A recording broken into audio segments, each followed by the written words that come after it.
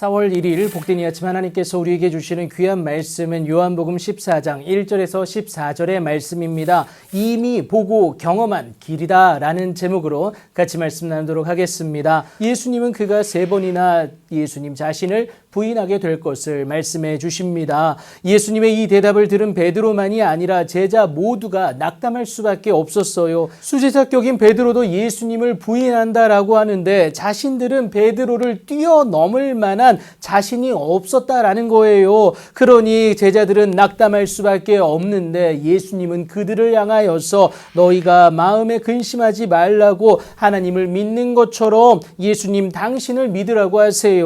그러면서 내 아버지 집에 거할 곳이 많다라고 하시는데 예수님이 지금은 제자들이 따라오지 못할 곳으로 떠나시는 그 이유가 우리를 위하여 거처를 예비하시기 위함이다라고 분명히 말씀해 주십니다. 예수님은 제자들이 하는 염려의 포인트를 정확히 파악하고 계셨습니다. 따르지 못해서가 아니라 예수님 계신 곳에 자신의 자리가 없을지도 모른다는 그 두려움이 그들에게 엄습했던 것이죠. 하지만 자리는 충분했습니다. 이를 위해 예수님은 다시 오실 것이고요. 내게로 영접하여 나 있는 곳에 너희도 있게 하리라고 분명히 선언하게 되십니다. 예수님은 어디로 가는지 그 길을 우리가 이미 알고 있다라고 말씀을 하시는데요. 베드로의 질문에 대한 답이기도 했습니다. 하지만 도통 알 수 없었던 도마가 목적지를 모르니 그 길 또한 알 수가 없다라고 말하게 돼요. 이에 예수님이 너무도 분명한 길을 말씀해 주시는데요.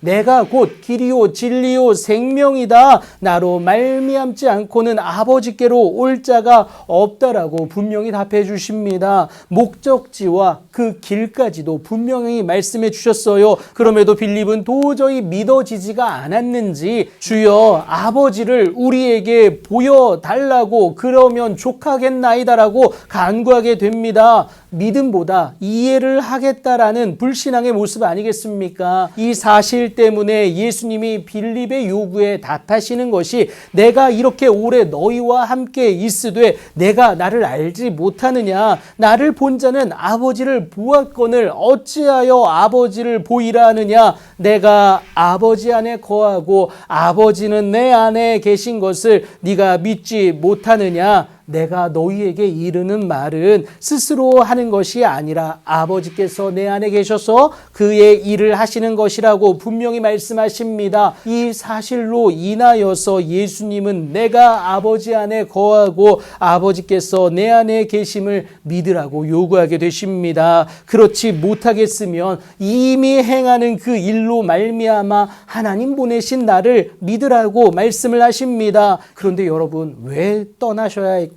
또 우리에게 그 사명은 왜 주어졌을까요? 그 이유가 예수님은 우리의 온전하고도 완전한 구원을 위해 아버지께로 가셔야 하기 때문에 그렇습니다. 죄와 사망의 법을 이겨내는 생명의 성령의 법이 예수님의 부활 승천으로 인해 그리스도 예수 안에 있는 우리에게 확정되어지기 때문에 그래요. 그렇게 주의 정결함을 입음으로 주가 맡기신 사명을 감당할 수 있도록 준비된 그러니까 믿음을 소유한 우리에게 주님은 내 이름으로 무엇을 구하든지 내가 행하리라고 분명히 말씀을 하세요. 단순히 우리의 잘됨을 위해서가 아닙니다. 우리 삶의 모든 행실을 통하여 역사하실 하나님 아버지로 하여금 아들로 말미암아 그러니까 예수님의 이름으로 간구하고 살아내는 우리를 통하여 영광을 받으시게 하려 합니다라는 겁니다. 예수님을 믿는 믿음으로 살아내는 우리 삶의 모습 그 자체가 하나님께 영광 돌리는 일이 되고요. 무엇보다 예수님이 이 땅 가운데서 행하신 그 사랑의 모습을 우리 또한 행하는 것이 된다라는 것을 의미하고 있습니다. 그래서 오늘도 우리는 내 이름으로 무엇이든지 내게 구하면 내가 행하리라는 그 주님의 말씀을 기억함으로 이미 우리가 보고 경험한 그 길을 믿음으로 걸어낼 수가 있어야 합니다. 예수의 길이고요. 예수의 이름으로 말미암는 하나님께 나아가는 그 길입니다. 오늘도 그 길을 여러분 묵묵히 걸어내시고 믿음으로 걸어내시어서 하나님의 놀라운 은혜와 능력 가운데 거할 수 있는 여러분들의 귀하고 복된 오늘이 되길 예수님의 이름으로 축복합니다.